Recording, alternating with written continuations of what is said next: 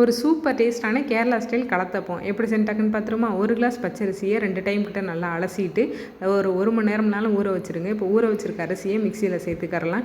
இதோடய வந்துட்டு 2 ஸ்பூனுக்கு மட்டும் வடித்த சாதம் சேர்த்துட்டு 2 ஏலக்காயும் சேர்த்துக்கோங்க. நல்ல வாசனையாக இருக்கும்.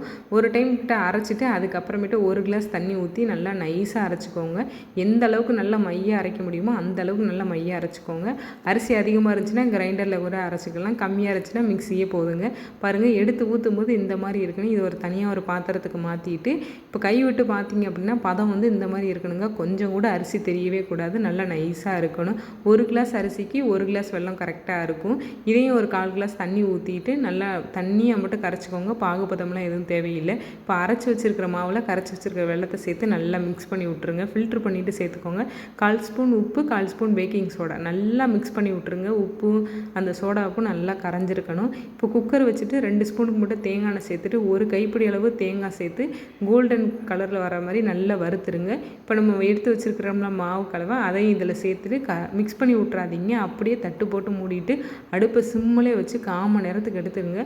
கத்தி விட்டு பார்த்தீங்க அப்படின்னா ஒட்டாமல் இருக்கணும். அப்போனா தான் கரெக்டாக வெந்திருக்கு அர்த்தம். சுற்றியும் எடுத்து விட்டுக்கோங்க. உடனே ஆனால் எடுத்து விடாதீங்க. நல்லா கம்ப்ளீட்டாக ஆறுனதுக்கப்புறமேட்டு சுற்றியும் எடுத்து விட்டுட்டு கவுத்திட்டிங்க அப்படின்னா சூப்பராக வந்துடுங்க. அவ்வளோதாங்க. ஒரு கிளாஸ் பச்சரிசியும் ஒரு கிளாஸ் வெல்லமும் இருந்தாலே போதும். சூப்பரான ஸ்நாக்ஸு வீட்டிலே ரெடி ஆயிடுச்சு. கேரளா ஸ்டைல் கலத்தப்பம். வீடியோ பிடிச்சிருந்துச்சுன்னா லைக் பண்ணி ஷேர் பண்ணிவிட்டு சேனலை சப்போர்ட் பண்ணி சப்ஸ்கிரைப் பண்ணி வச்சுக்கோங்க.